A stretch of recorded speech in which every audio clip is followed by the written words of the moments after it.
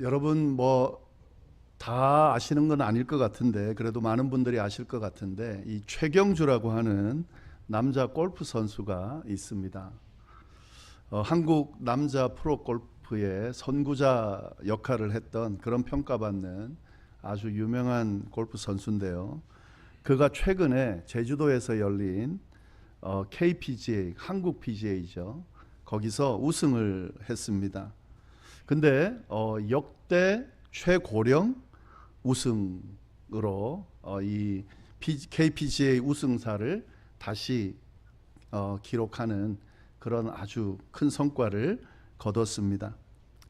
근데 사실 이 대회에서 이 최고령으로 우승했다라는 것도 이슈였지만 사실은 이 대회에서 아일랜드 기적이라고 하는 그런 이슈가 좀 있었습니다. 그런 이름이 붙여지는 그런 이슈가 하나 있었는데요. 그 내용을 조금 소개를 해드리려고 합니다. 이 골프 대회에서 이제 마지막 파이널에 최경주라는 선수하고 박상현이라는 선수가 연장전을 가게 됐습니다. 이제 그러니까 두 명이서 1등을 가리는 그런 연장전을 가게 됐는데 연장전을 하게 되면 이제 그 18홀 중에서 마지막 18홀을 이제 둘이서 계속해서 이길 때까지 하는 거예요. 근데 이 첫 번째 연장전에서 4번 만에 홀컵에 이렇게 넣어야 되는데 최경주가 두 번째 샷을 했을 때에 개울가에 빠져버린 거예요. 이 개울에 빠지게 되면은 벌타가 있기 때문에 거의 프로들 시합에서는 이길 수가 없습니다. 그냥 망했다고 보시면 돼요. 그래서 다 끝난 게임입니다. 그런데 그 골프장의 그 개울가에는 특별한 뭐가 하나 있는데요. 그 뭐가 있냐면 가운데에 조그마한 섬을 하나 만들어 놓은 거예요. 그리고 거기에다가 잔디를 깔아 놓은 겁니다. 그러니까 거기에서는 칠 수가 있는 거예요. 근데 최경주가 친 그 샷 공이 한번 튀더니 거기에 딱 얹혀진 겁니다. 그 아일랜드에. 그래서 최경주가 세 번째 샷을 했는데 거의 이 홀컵에 가까이 붙여서 파를 하게 돼요. 그래서 두 선수가 또 동점이 돼서 다음 연장전으로 가게 됩니다. 두 번째 연장전에 가게 돼요. 근데 거기서 최경주가 이기게 됐습니다. 그래서 나온 말이 바로 아일랜드의 기적이다 하는 거죠. 최경주는 이 아일랜드의 공이 딱 올라갔기 때문에 우승했다라고 그렇게 볼 수밖에 없을 정도의 그 시합의 모습이 그 내용들이 그렇습니다. 그날이 이제 최경주의 생일이었다 그러는데요. 제일 역대 최고령 우승의 기록도 세우고 거의 진 게임을 다시 이렇게 살려내는 그래서 우승하는 그런 굉장히 큰 생일 선물 같은 그런 시간이었다고 하는데요.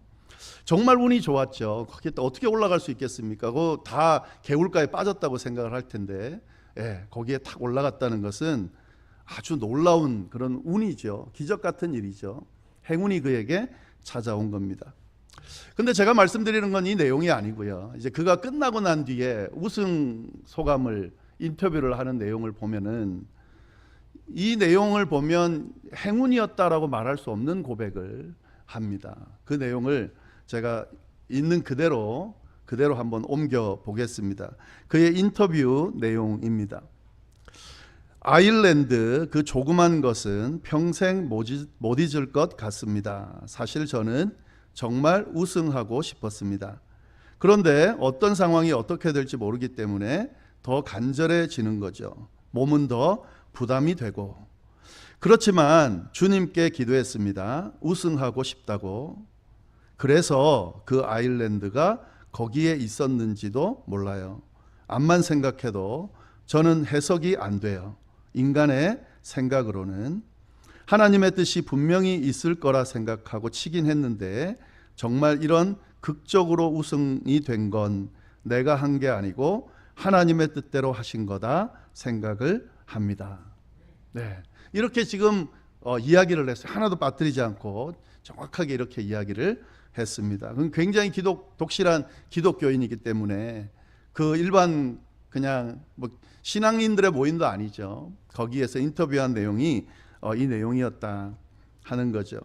그래서 그의 인터뷰에 근거해서 어떤 뉴스 기사가 나오냐면 이렇게 이야기를 했습니다.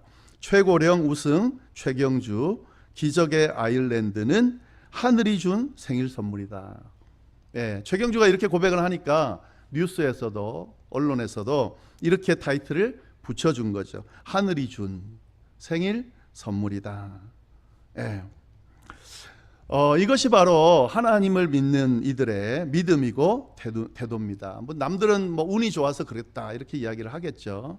근데 믿는 자들은 그렇게 고백하지 않죠. 하나님께서 함께 하셨고 하나님께서 그 기도를 들으시고 응답하셔서 기적을 행하셨다. 우리는 이렇게 이야기를 하죠.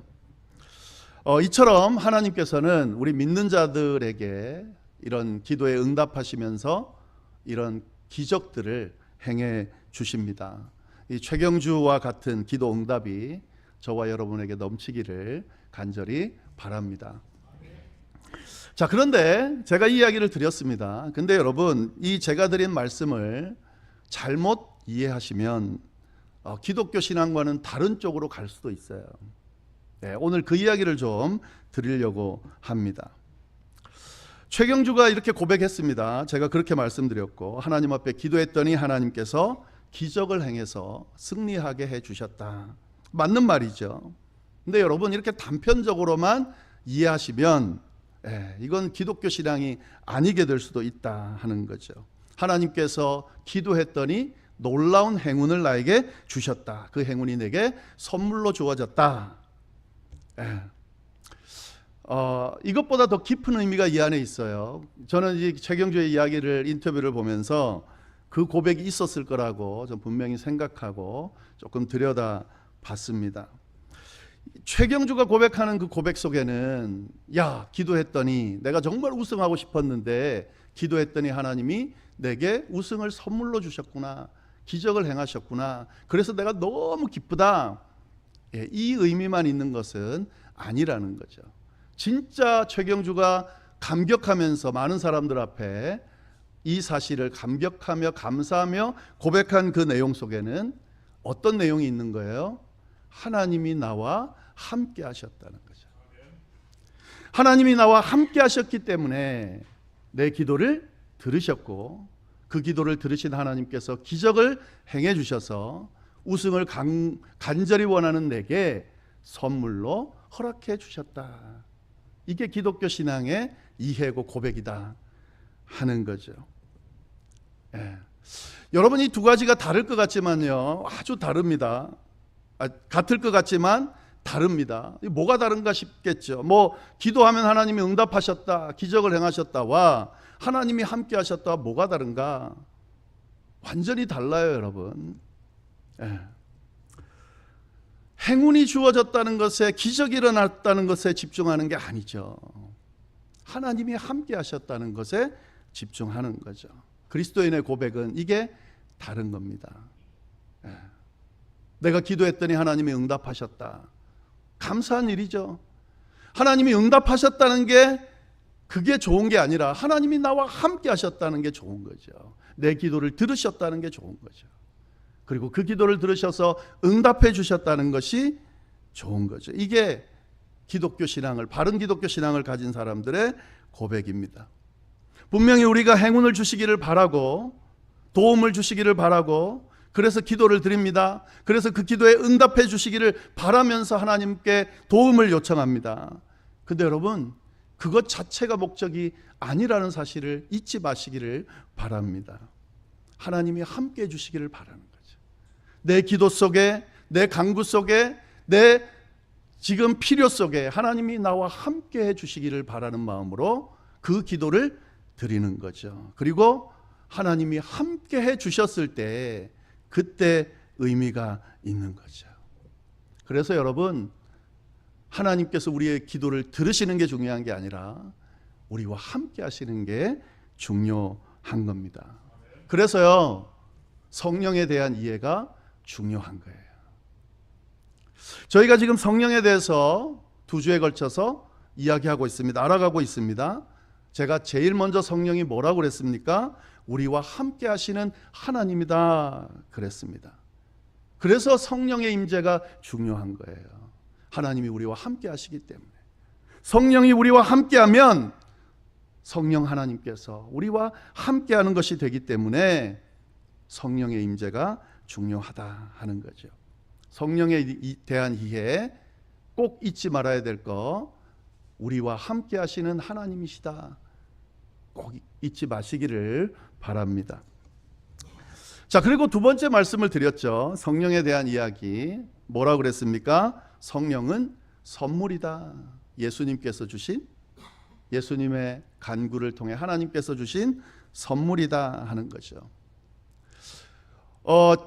여러분, 성령, 우리가 아까 찬양 부르고 할 때에 성령을 주십시오 간구도 하고 막 이 성령을 받기 위해서 하나님 앞에 마치 그 얻어내기 위해서 우리가 뭔가 노력하는 것처럼 그렇게 지금 되어 있습니다. 근데 여러분, 한 가지 기억해야 되는 것은 성령을 받는다는 거, 얻는다는 거, 성령의 임재를 경험한다는 것은 우리의 노력으로 얻어내는 것이 아니다 하는 거죠.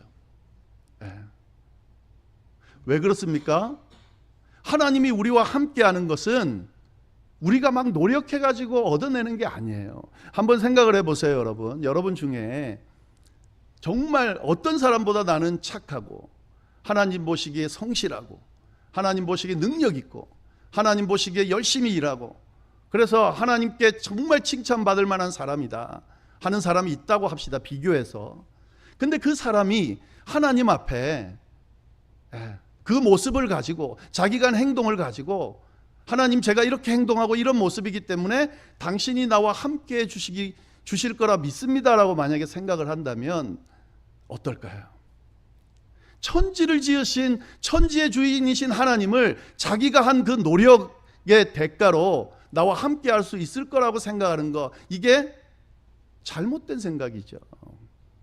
자기가 한 게 도대체 뭘까요? 어떤 모습일까요? 하나님 앞에, 천지를 지은 하나님 앞에 열심히 했다는데, 제대로 했다는데 뭔가 다른 사람 보기에는 뛰어나 보이지만 하나님 앞에 그것이 얼마나 대단한 것이 될까요? 그 대단한 것을 했기 때문에 당연히 하나님은 나와 함께 할 거라고 그렇게 생각해도 될까요? 그렇지 않습니다, 여러분. 그 인간이 하는 그 어떤 노력으로 신을 우리와 함께 동행하게끔 만들 수 있겠냐는 거죠. 그게 아니죠. 일반 종교는 그게 가능하다고 말해요. 그래서 신 앞에 공을 들이죠. 최선을 다해서 신을 기쁘게 하려고 노력합니다. 감동시키려고 노력합니다. 그래서 신이 우리와 함께 하도록 하기 위해서 애를 쓰죠. 근데 기독교 신앙은 그런 게 아니에요. 그럴 수 없다. 하나님은 그렇게 움직이는 분이 아니다 하는 겁니다. 선물이에요, 선물. 하나님이 그냥 함께 주시는 거죠. 하나님이 우리와 함께 주시는 거예요. 우리의 노력이나 우리의 열심이나 우리의 모습에 상관없이 하나님이 그저 우리를 사랑하셔서 내가 너와 함께 하겠다, 선물처럼 온 거예요. 성령이 우리 가운데 임한다라고 할 때의 의미는 그런 의미입니다. 선물처럼 임한 겁니다. 기독교 신앙을 바로 이해하는 것이 아주 중요하죠. 오늘 본문을 보면은요, 베드로가 무리를 향해서 성령의 선물을 받으라라고 그렇게 이야기하고 있습니다. 베드로가 성령이 선물이라는 이야기를 하고 있습니다. 제가 말씀드리는 게 아니라 성경이 그렇게 이야기를 하고 있습니다. 성령의 선물을 받으라. 38절 말씀이죠. 베드로가 이르되 너희가 회개하여 각각 예수 그리스도의 이름으로 세례를 받고 죄사함을 받으라. 그리하면 성령의 선물을 받으리니. 근데 여기에 성령의 선물이라고 되어 있습니다. 근데 거기 보면 요즘 성경들은 각 주가 붙어 있을 텐데 2번이라고 되어 있죠. 그 2번을 밑에 찾아보면 또는 성령을 선물로 이렇게 되어 있습니다. 이게 헷갈리죠. 여러 번역에는 성령의 선물이라고 되어 있기도 하고 또 어떤 번역에는 성령을 선물로 받는다, 이렇게 두 가지가 혼용되어서 사용되고 있습니다.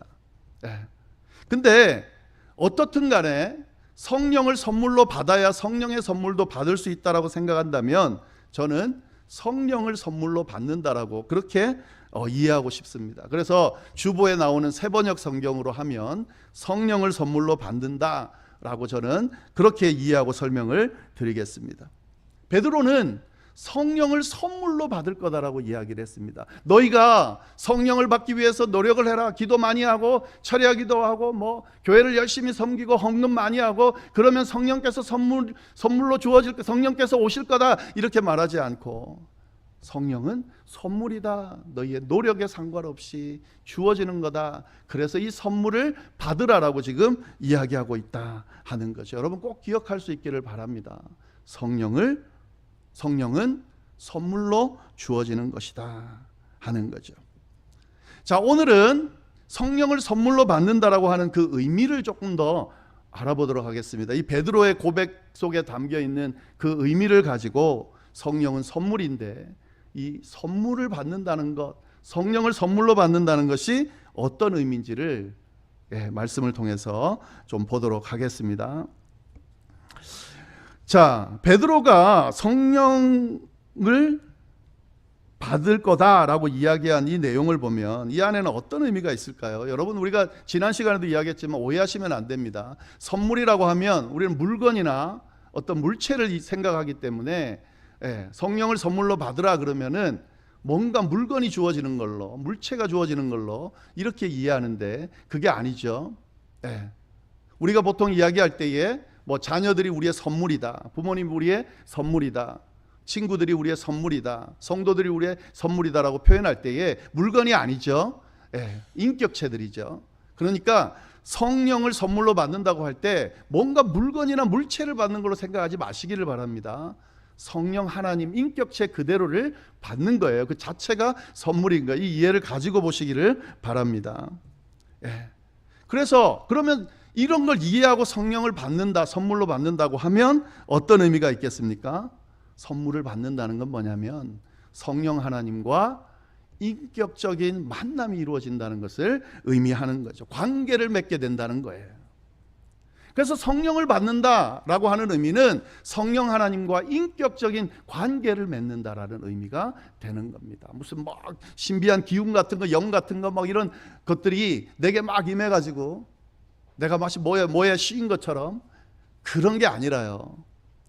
성령을 선물로 받는다는 것은 성령과 인격적인 만남을 가진다라고 하는 의미가 이 안에 있다는 걸 꼭 기억하시면 좋겠습니다. 그래서 이 베드로가 성령을 선물로 받는 방법을 이야기할 때 그래서 그렇게 설명을 하는 거예요. 38절 다시 보겠습니다. 그리하면 성령을 선물로 받을 건데 어떻게 하면 되느냐 앞에 이야기하고 있죠. 너희가 회개하여 각각 예수 그리스도의 이름으로 세례를 받고 죄사함을 받으면 성령을 선물로 받을 거다. 이 앞에 이야기한 회개하는 것, 예수 그리스도의 이름으로 세례를 받고 죄사함을 받는 것 다 뭡니까? 관계가 회복되는 것을 이야기하는 거예요. 회개한다는 건 뭘 의미하는 겁니까? 회개한다는 것은 하나님 앞에 죄인이라고 하는 사실을 깨닫는 거죠. 그래서 하나님과의 관계가 깨어져 있다는 것을 인정하는 것이 바로 회개하는 겁니다. 성령을 선물로 받으려면 회개를 먼저 해야 되는데 그게 뭐냐면 하나님과 나 사이의 관계가 지금 깨져 있다는 거예요. 죄로 인해서 깨져 있다는 거예요. 그 사실을 인정하고 그 사실을 하나님 앞에 그대로 내어놓는 것이 바로 회개라는 거죠. 그리고 이어지는 건 뭡니까? 세례를 받고 죄사함을 받는다는 건 뭐예요? 이 깨어진 관계가 회복된다는 걸 이야기를 하는 거예요. 성령을 선물로 받는 방법은 뭐냐? 깨어진 이 하나님과의 관계를 해결하고 하나님과의 관계가 회복되어지는 것을 이야기한다. 그러면 성령을 선물로 받을 수 있다라고 이야기를 하고 있습니다. 쉬운 편으로 하면 어떻게 될까요? 예수 믿고 구원받으면 성령을 선물로 받는다는 그 말이에요. 예수 믿고 구원받는 과정이 이거잖아요. 예수님이 나의 구주시고 나를 위하여, 내 죄를 위하여 대신 피를 흘리시고 십자가를 지시고 죽음으로 말미암아 내 죄 문제를 해결해 줌으로 말미암아 하나님과 나 사이의 죄로 인해 깨어진 관계가 회복되었다라고 하는 것이 예수 믿고 구원받는다는 의미잖아요. 지금 그 이야기를 하는 거예요. 예수 믿고 구원받으면 너희가 성령을 선물로 받을 거다라고 지금 이야기를 하고 있는 거죠. 성령은 선물입니다. 거저 주어지는 겁니다. 어떻게 하면 받을 수 있습니까? 어떻게 하면 이 선물을 받을 수 있습니까? 예수 믿고 구원받으면 되는 거예요. 하나님과의 관계가 회복되면 되는 겁니다. 하나님과의 관계가 회복되면 성령 하나님께서 우리 가운데 임하시고 그 성령 하나님께서 회복된 관계 안에서 우리와 교제하시면서 함께 하시는 거예요. 그게 바로 성령을 받는 비결이다, 의미다. 여러분 꼭 기억할 수 있기를 바랍니다. 지금 이 베드로가요, 이 성령을 선물로 받으라라고 받을 거다라고 하는 이야기를 하면서 이 고백하는 내용을 잘 보면은 이게 이제 어디서 배운 내용을 이야기하는 게 아니라 자기가 직접 경험한 내용을 이야기하고 있다는 것을 잘 보셔야 됩니다. 지금 이 베드로가 성령을 선물로 받을 거다, 받으라라고 하는 이야기를 당당하게 하는 이 모습의 바로 전 모습을 보면 너무 달라요. 이 앞의 모습은 어떤 모습입니까? 예수님께서 십자가에 잡히시고 십자가에 돌아가실 때의 이 베드로의 모습을 생각해 보면요, 어떤 모습입니까? 천하에 그렇게 찌질하고 그렇게 부족한 모습이 아닐 수 없어요. 예수님의 12 제자 중에 수제자였잖아요. 예수님을 가장 곁에서 섬기고 따랐던 사람입니다. 근데 예수님이 딱 잡힐 때 어떻게 했습니까? 도망쳤죠. 예수님께서 잡히신 그 모습 속에서 당당하게 내가 제자라고 나서지 않고 숨어서 뒤쫓아서 따라가다가 너 예수님의 제자지 그러니까 부인했잖아요. 이것도 3번이나 부인했잖아요. 근데 3번 부인하는데 저주하면서 부인했습니다. 여러분, 이거는 사실 인간이라면 할 수 없는 일을 한 거예요. 바닥이 다 드러난 그런 진짜 연약한 그런 모습이 바로 베드로의 모습이었다 하는 거죠. 근데 이 시간이 얼마 지나지도 않았어요, 여러분. 근데 지금 말하는 이 베드로가 말하고 있는 배경이 되는 이때를 한번 보세요. 지금 어떤 모습이냐면요, 수많은 사람 앞에 그의 설교를 듣고 3,000명이 회심했다 그러니까 3,000명보다 더 많은 사람들 앞에서 누구 이야기를 하고 있어요? 예수님 이야기를 하고 있다고요. 너희가 예수님을 못 박았다, 너희가 예수님을 죽였다, 이 이야기를 그 찌질하던 베드로가 하고 있다고요. 지금 당당하게요. 달라졌어요. 여러분, 어떻게 달라졌을까요? 어떻게 달라졌을까요? 한 가지밖에 없죠. 예수님께서 뭐라고 그러셨냐면 성령이 곧 올 건데 성령이 너희에게 임하시면 너희가 권능을 받을 거라 그랬는데 베드로에게 그 일이 일어난 거예요. 오순절 다락방에서 기도할 때에 성령이 임하셔서 베드로가 성령의 임재를 경험하고 권능을 가지게 된 거죠. 그래서 지금 이 모습을 보이고 있는 거라는 거죠. 여러분, 지금 이 당당하게 말하는 정도가 아니라 어느 정도냐면 아까 말씀드렸죠. 3,000명이 베드로의 설교를 듣고, 3,000명이면 적은 숫자가 아닙니다, 여러분. 엄청나게 많은 숫자입니다. 들은 정도가 아니라 그 자리에서 회심했다 그랬습니다. 예수를 믿게 됐다 그랬습니다. 그 능력을 행한 베드로 어떻게 가능했을까요? 성령의 임재를 경험하고 난 뒤에, 성령을 선물로 받고 난 뒤에 이런 일이 일어나게 됐다 하는 거죠. 너무 당연한 이야기예요. 성령이 뭐라 그랬습니까? 함께 하시는 하나님이라 그랬습니다. 베드로가 성령을 선물로 받았다는 건 뭡니까? 하나님이 그와 함께 하신다는 거죠. 그는 여전히 연약하고, 그는 여전히 부족하고, 그는 여전히 나약하지만 그와 함께 하시는 하나님이 천지를 지은 하나님이시기 때문에 그 하나님을 의지하고 행하니까 달라지는 거죠, 당연히. 하나님 앞에 당당하게 그가 도우심을 받아서 하나님의 능력을 부여받고 사람들 앞에 예수 그리스도를 구주라고 고백하면서 그들을 성령의 능력 안에서 회심시키면서 죽은 자도 살리고, 그리고 아픈 자도 고치고, 그리고 교회의 수장으로서의 역할을 해내더라 하는 거죠. 성령을 선물로 바꿔보니 이렇게 달라지니까 그가 뭐라고 이야기하는 거예요? 성령을 선물로 받으라고 그렇게 이야기하고 있는 거죠. 여러분, 이 이야기는 베드로가 있던 당시 그때 하나님이 그들에게만 들려주시는 이야기가 아니라 오늘 이 말씀을 보고 있는 저와 여러분에게 동일하게 들려주시는 말씀이라는 것을 여러분이 기억할 수 있기를 바랍니다. 오늘 베드로가 했던 이 말씀을 저를 통해 저와 여러분에게 들려주고 계시다는 거죠. 성령을 선물로 받으라고. 함께 하시는 하나님이신 성령께서 너희 안에 거하시면 그 성령 하나님께서 너희와 함께 하시면서 너를 네 모습이 어떠하든지 간에 네 상황이 어떠하든지 간에 그것과 관계없이 능력의 하나님께서 너를 붙들고 너를 인도하실 거다 지금 말씀하고 계신 거죠. 베드로가 보여줬던 그 능력이 하나님께서 함께 하시면서 보여줬던 성령 하나님의 능력이 베드로를 완전히 바꾸게 만드셨던 것처럼 우리도 우리의 삶도 그렇게 바꾸어 주실 거라고 말씀하고 계신 거죠. 여러분이 만약에 예수 그리스도를 나의 구주로 믿고 고백한 그리스도인이라면 이미 그 일이 일어났습니다. 성령 하나님께서 여러분과 함께 하십니다. 선물로 임하셨습니다. 그래서 우리와 함께 하시는 그 하나님께서 우리와 늘 동행하고 계십니다.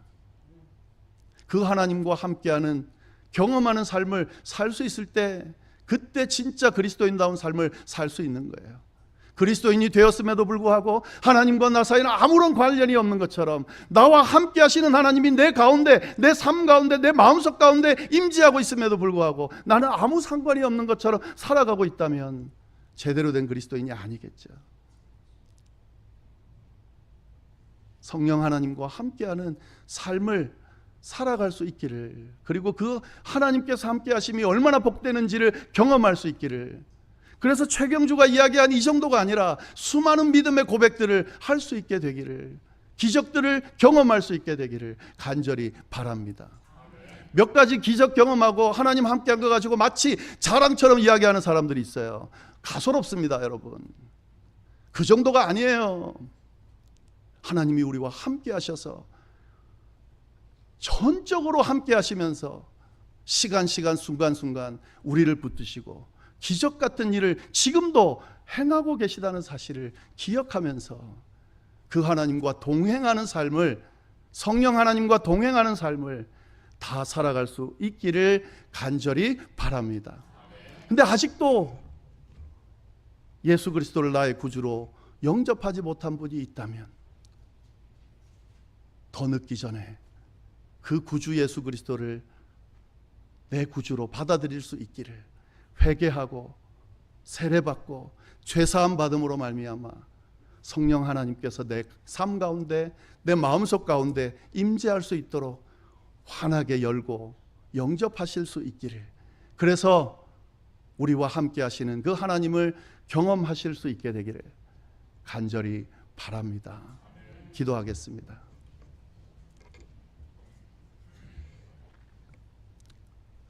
하나님 아버지, 참으로 감사합니다. 저희를 사랑하셔서 저희를 위하여 이 땅에 임재하시고 저희와 함께 거해 주시고 영원토록 함께 해주심에 감사를 드립니다. 하나님, 이 주님과 함께 늘 동행하는 우리의 삶이 될 수 있도록 주여 역사하여 주옵소서. 하나님, 성령 하나님으로 우리와 함께 하시며 우리의 일거수일투족을 붙드시고 지키시고 인도하시는 그 하나님이심을 우리가 믿고 그 하나님과 동행하면서 그 하나님께 행하시는 놀라운 능력과 기적들을 경험하며 우리의 삶이 복되고 은혜로 가득한 삶이 될 수 있게 인도하여 주옵소서. 삶이 쉽지 않습니다. 하나님, 여러 가지 힘든 여정들이 우리 앞에 끊임없이 다가옵니다. 그러나 여기에 현혹되지 않게 하여 주시고 우리와 함께 하시는 그 하나님의 손을 붙들고 주님의 인도하심을 끝까지 쫓아갈 수 있도록, 그래서 주님께서 어떻게 우리를 승리의 자리로 이끄시는지 다 경험할 수 있게 되도록 주여 역사하여 주옵소서. 하나님 아버지, 아직도 이 예수 그리스도를 나의 구주로 영접하지 못하고 이 성령 하나님의 함께 하심을 경험하지 못하는 사람들이 있다면 더 미루지 않게 하여 주시고 주님 앞에 간구하게 하시고 도움을 요청하게 하시고 임재를 위하여 기도하게 하시고 또 아멘으로 받아들일 수 있게 해주셔서 이 구원의 역사가 이 성령 하나님과 함께하는 역사가 임할 수 있도록 주여 인도하여 주옵소서. 함께해 주심에 감사하며 모든 말씀을 예수님의 이름으로 기도드립니다. 아멘.